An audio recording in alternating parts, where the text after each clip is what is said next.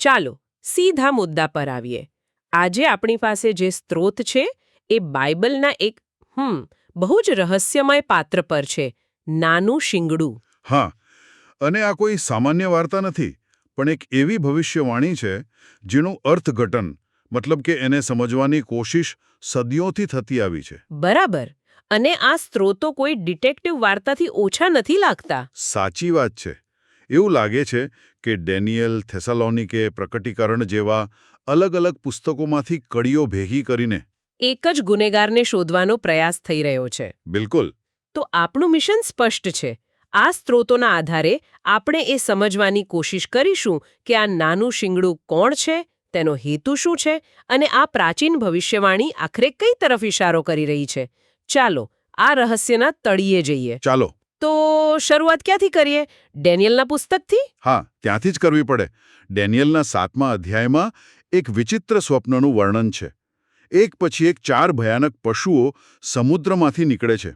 પણ આપણું ધ્યાન ચોથા પશુ પર છે, ખરું ને? જે ભયાનક, મજબૂત અને લોઢાના દાંતવાળું હતું. ઓકે. આ પશુ એટલું શક્તિશાળી હતું કે તે બધું તોડી નાખતું હતું, કચડી નાખતું હતું. આ લખાણોમાં આ ચોથા પશુને રોમન સામ્રાજ્ય તરીકે ઓળખવામાં આવ્યું છે. ઓકે. પણ ખરી રહસ્યમય વાત તો એના શિંગડામાં છુપાયેલી છે. એને 10 શિંગડા હતા. 10 શિંગડા. અને પછી કાંઈક અણધાર્યું બને છે. તે 10 શિંગડાની વચ્ચેથી એક નવું નાનકડું શિંગડું ઉગી નીકળે છે. હા. અને એના આવવાથી જૂના 3 શિંગડા જડમૂળથી ઉખડી જાય છે. આ કોઈ સામાન્ય શિંગડું નથી. કેમ એવું લાગે છે? કારણ કે આ શિંગડાને માણસ જેવી આંખો હતી. મતલબ કે બુદ્ધિ અને ચાલાકીનું પ્રતીક છે. અને એક મુખ હતું જે મોટી મોટી વાતો કરતું હતું. મોટી મોટી વાતો એટલે? ઈશ્વરની નિંદા જેવું કંઈક. બરાબર. ઘમંડી વાતો. ઈશ્વરની વિરુદ્ધ બોલતી વાતો. આ એક નાની પણ અત્યંત શક્તિશાળી સત્તા હતી. તો સવાલ એ છે કે આ રહસ્યમય નાનું શિંગડું છે કોણ? સામાન્ય રીતે આવા પ્રતીકોના અલગ અલગ અર્થ થતા હોય છે. શું આ સ્ત્રોતો કોઈ ચોક્કસ ઓળખ પર આવે છે? હા, અને એ ખૂબ જ સ્પષ્ટ અને એમ કહી શકાય કે સીધી ઓળખ આપે છે. આ સ્ત્રોતો વારંવાર એક જ નિષ્કર્ષ પર આવે છે. અને એ શું છે? આ નાનું શિંગડું એ બેબિલોનિયન રોમન પોપતંત્ર છે. ઓકે. એટલે કે કોઈ એક રાજા કે વ્યક્તિ નહીં? ના, બિલકુલ નહીં. પણ એક આખી વ્યવસ્થા, એક રાજકીય અને ધાર્મિક સત્તાની સિસ્ટમ જે રોમન સામ્રાજ્યના ખંડેર પરથી ઊભી થઈ. એક મિનિટ. અહીં બેબિલોનિયન શબ્દ કેમ વાપરવામાં આવ્યો છે? રોમન પોપતંત્ર તો સમજાયું, પણ એને બેબિલોન સાથે શું લેવા દેવા? સારો પ્રશ્ન છે. આ અર્થઘટન મુજબ બેબિલોનિયન શબ્દનો ઉપયોગ એટલા માટે થયો છે કારણ કે આ સત્તાની ધાર્મિક પ્રણાલી અને રીતિરિવાજો એ પ્રાચીન બેબિલોનની મૂર્તિપૂજક પરંપરાઓ અને રહસ્યમય ધર્મનું મિશ્રણ છે. અચ્છા, એટલે દેખાવમાં ખ્રિસ્તી પણ માળખું બેબિલોનિયન, એવો દાવો છે. બરાબર. આ સ્ત્રોતો આવો જ દાવો કરે છે. ઓકે, તો આ ઓળખ ખૂબ જ ચોક્કસ છે. પણ કોઈ પણ આરોપને સાબિત કરવા પુરાવા તો જોઈએ ને. આ શક્તિના કાર્યો શું છે? એનો મોડસ ઓપરન્ડી શું છે? ભવિષ્યવાણીમાં એના કાર્યોનું પણ સ્પષ્ટ વર્ણન છે. મુખ્યત્વે 3 બાબતો સામે આવે છે. કઈ 3? પહેલું, તે ઈશ્વરની સત્તાને પડકારે છે. લખાણ કહે છે કે તે સર્વોચ્ચની વિરુદ્ધ બોલે છે. એટલે ખાલી ટીકા ટિપ્પણી કે પછી કંઈક વધુ ગંભીર? આનાથી ઘણું વધારે. થેસાલોનિકીના પત્રમાં તેને વિનાશનો દીકરો કહ્યો છે, જે ઈશ્વરના મંદિરમાં બેસીને પોતાને જ ઈશ્વર જાહેર કરે છે. ઓહો, આ તો ઈશ્વરના પદ પર સીધો કબજો કરવાનો પ્રયાસ થયો. બરાબર. આ પહેલું લક્ષણ. અને બીજું શું છે? બીજું લક્ષણ ખૂબ જ ક્રૂર છે. તે સંતો એટલે કે સાચા વિશ્વાસીઓ પર અત્યાચાર કરે છે. ભવિષ્યવાણી કહે છે કે તે તેમની સાથે યુદ્ધ કરશે અને તેમને હરાવશે. અને આ અત્યાચાર માટે કોઈ સમય મર્યાદા પણ આપી છે? હા, આપી છે. તેને એક ચોક્કસ સમય આપવામાં આવ્યો છે. 1 કાળ, 2 કાળ અને અડધો કાળ. આ સમયગાળો હંમેશા રહસ્યમય રહ્યો છે. આનો અર્થ શું થાય? આ અર્થઘટન મુજબ એને 3.5 વર્ષ અથવા 42 મહિના અથવા 1260 દિવસ બરાબર ગણવામાં આવે છે. ઓકે. અને ભવિષ્યવાણીના અભ્યાસમાં ઘણીવાર 1 દિવસને 1 વર્ષ બરાબર ગણવામાં આવે છે. તો આ 1260 વર્ષના સમયગાળા તરફ ઇશારો કરે છે, જે દરમિયાન આ સત્તા વિશ્વાસીઓ પર અત્યાચાર કરશે. 1260 વર્ષ?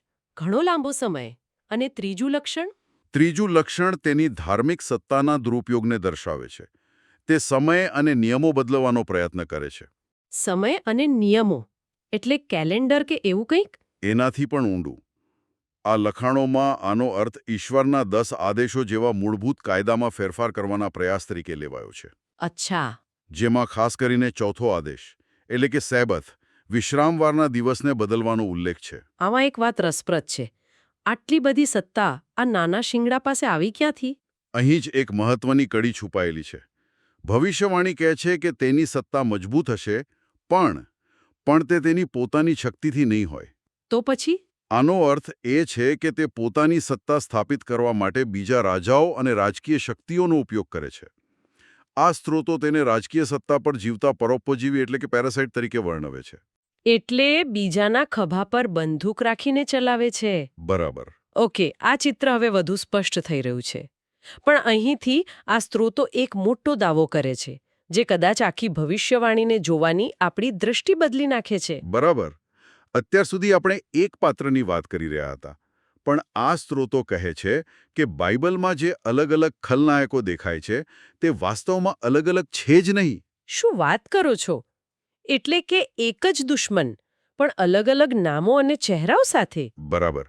જાણે તમે એક જ વ્યક્તિના જુદા-જુદા ખૂણેથી ફોટા પાડી રહ્યા હો. આ દ્રષ્ટિકોણ મુજબ બાઇબલ એક જ દુશ્મનની વાત વારંવાર અલગ-અલગ સંદર્ભમાં કરી રહ્યું છે. કયા કયા પાત્રો?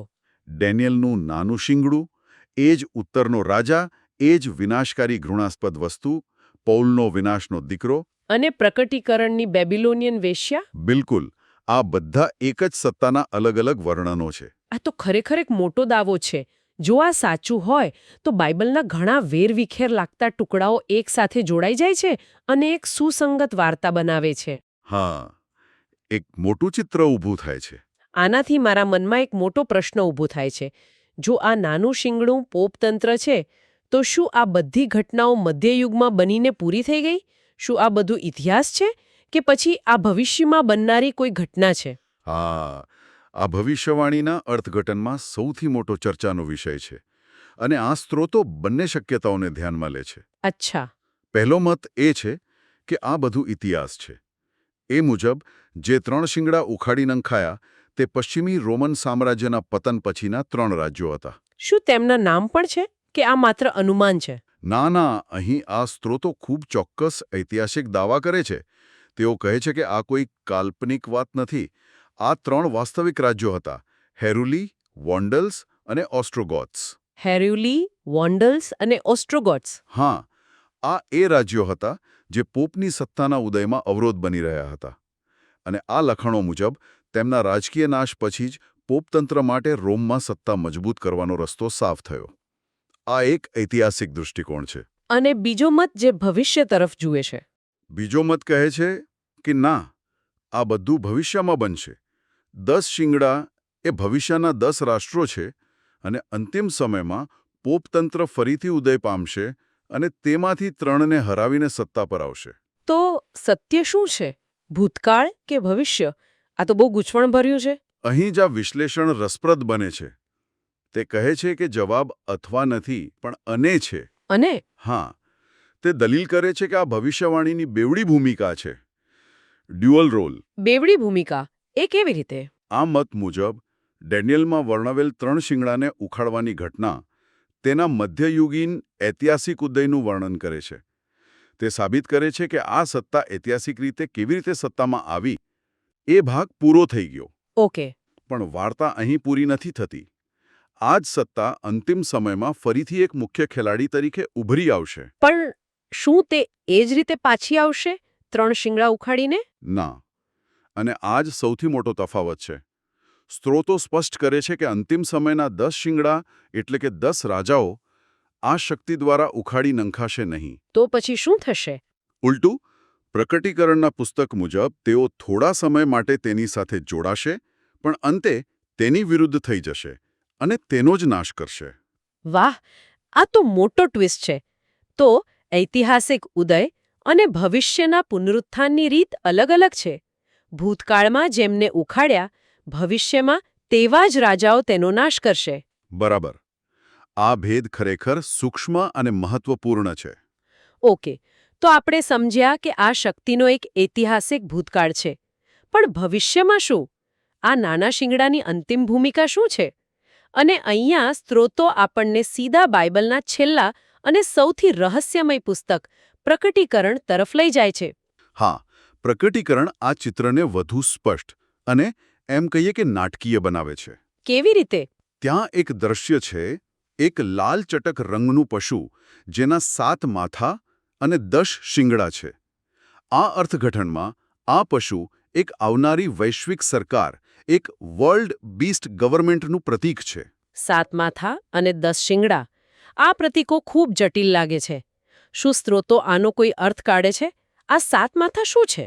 બિલકુલ. આ લખાણો અનુસાર 7 માથા એ ઇતિહાસના 7 મહાન સામ્રાજ્યો છે, જેમણે ઈશ્વરના લોકો પર શાસન કર્યું અને અત્યાચાર કર્યો. કયા 7? તેમની ગણતરી આ રીતે છે: ઇજિપ્ત, આશુર, બેબીલોન, પર્શિયા, ગ્રીસ, રોમ. અને 7મું, જે ભવિષ્યમાં આવનારી આ વૈશ્વિક સરકાર છે. બરાબર. અને આ શક્તિશાળી પશુ પર કોણ સવાર છે? તે એકલું નથી, ખરું ને? બરાબર. અને અહીં જ બધી કડીઓ જોડાય છે. આ પશુ પર એક સ્ત્રી સવાર છે.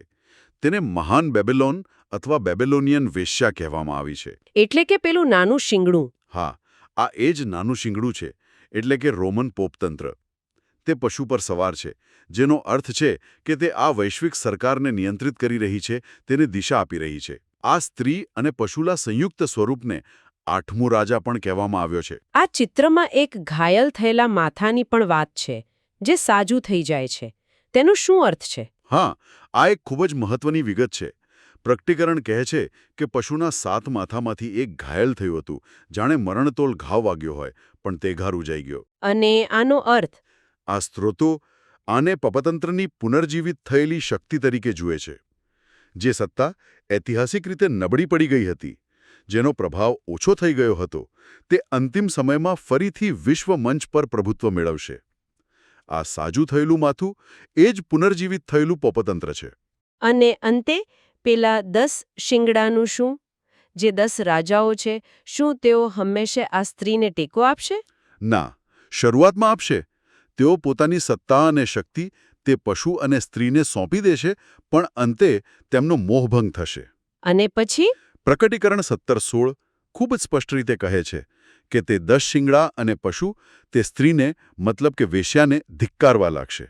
ધિક્કારશે? હા, તેઓ તેને બરબાદ કરી નાખશે, તેનું માંસ ખાશે અને તેને આગથી બાળી નાખશે. ઓહો, તો જેઓ શરૂઆતમાં તેના સૌથી મોટા સાથી હતા, તે જ અંતે તેનો નાશ કરશે. આ ભવિષ્યવાણીનું એક ખૂબ જ નાટકીય સમાપન છે. સાચી વાત. તો આ બધી ચર્ચા પછી આપણે ક્યાં પહોંચ્યા? આપણે ડેનિયલના એક વિચિત્ર સ્વપ્નના નાના શિંગડાથી શરૂઆત કરી હતી અને એક એવી થિયરી સુધી પહોંચ્યા જે સદીઓના ઇતિહાસ અને ભવિષ્યને જોડે છે. ખરેખર, આ સ્ત્રોતો એક જ તાંતણે બધી ભવિષ્યવાણીઓને બાંધવાનો પ્રયાસ કરે છે.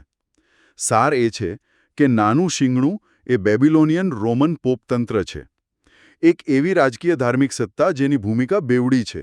ઐતિહાસિક અને ભવિષ્યવાણી સંબંધિત. બરાબર. એક એવી સત્તા જે ઈશ્વરનો વિરોધ કરે છે, વિશ્વાસીઓને સતાવે છે અને અંતે તેના વિનાશ પહેલા એક વૈશ્વિક સરકાર પર સવાર થઈને તેના પર નિયંત્રણ મેળવે છે.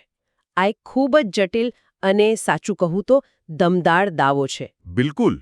અને એ યાદ રાખવું જરૂરી છે કે આ સ્ત્રોતો એક ચોક્કસ દૃષ્ટિકોણ રજૂ કરે છે. પણ આ બધી ચર્ચા પછી એક પ્રશ્ન વિચારવા જેવો છે. અને તે શું છે? આ પ્રાચીન પ્રતીકો, પશુ, શિંગડા, એક સ્ત્રી જે સત્તા પર સવાર છે, એ ફક્ત કોઈ એક સંસ્થા વિશે નથી. વિચારવા જેવો પ્રશ્ન એ છે કે ઇતિહાસમાં વારંવાર રાજકીય અને ધાર્મિક સત્તાનું આ ખતરનાક મિશ્રણ કેમ જોવા મળે છે? અને આ પેટર્ન આજે આપણને સત્તાના સ્વરૂપ વિશે, તેના દુરુપયોગ વિશે અને તેના અંતિમ પરિણામ વિશે શું શીખવી શકે છે? કદાચ આ પ્રતીકો ફક્ત ઇતિહાસ નથી, પણ એક ચેતવણી છે.